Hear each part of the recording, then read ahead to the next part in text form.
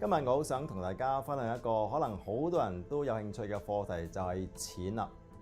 點解我會分享呢個課題呢？原因就係喺我過去從事培訓同埋心理治療嘅過程當中呢，我發現有唔少嘅學員同埋治療嘅個案都係因為錢而感到煩惱嘅。就好似最近我有一個心理治療個案啦，喺外國嘅，我係透過視像進行遙距嘅治療嘅。咁佢本身係做生意嘅，而且咧個生意額都唔細嘅喎，係講緊咧係幾億美金咁多嘅。